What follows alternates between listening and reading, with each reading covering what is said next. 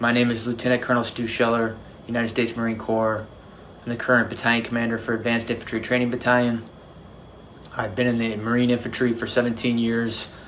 Started my tour with Victor 1-8. It's the current unit that's doing perimeter security, dealing with the mess that's going on there.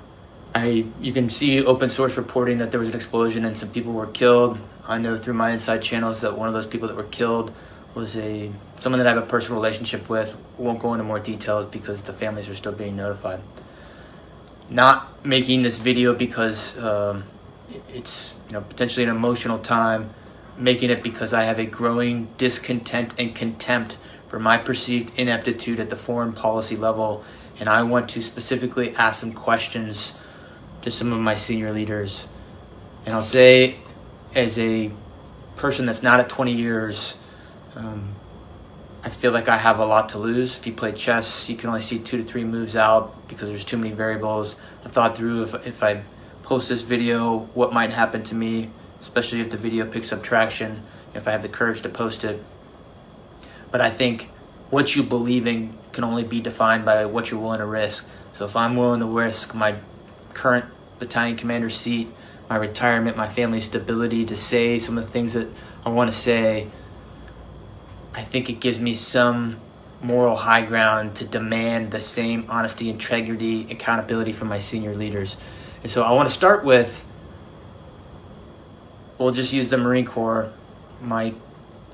We'll just stick with the Marine Corps. So in the current fallout of Afghanistan, a lot of Marines were posting on social media, and in response to that, the Commandant published a letter, which is the service chief of the Marine Corps.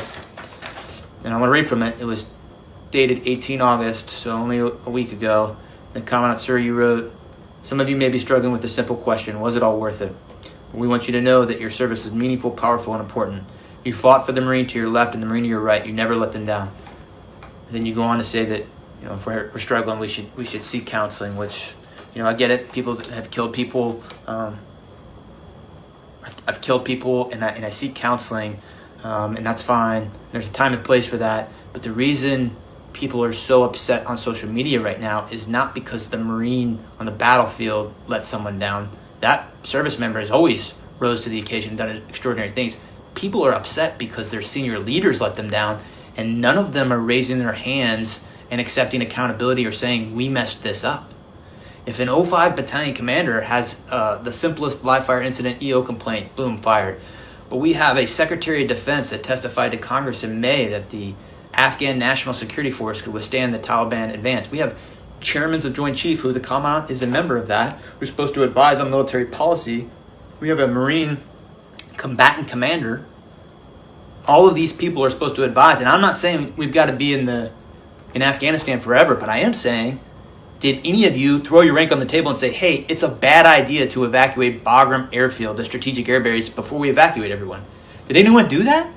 And when you didn't think to do that, did anyone raise their hand and say, we completely messed this up? I've got battalion commander friends right now that are posting similar things, and they're saying, wondering if all the lives were lost and if it was in vain, all those people that we've lost over the last 20 years. And he goes on to say that we're all part of a chain.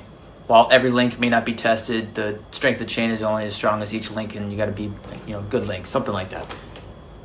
And what I'll say is, and from my position, potentially all those people did die in vain if we don't have senior leaders that own up and raise their hand and say, we did not do this well in the end. Without that, we just keep repeating the same mistakes. This amalgamation of the economic / corporate / political / higher military ranks are not holding up their end of the bargain. I want to say this very strongly. I have been fighting for 17 years. I am willing to throw it all away to say to my senior leaders, I demand accountability.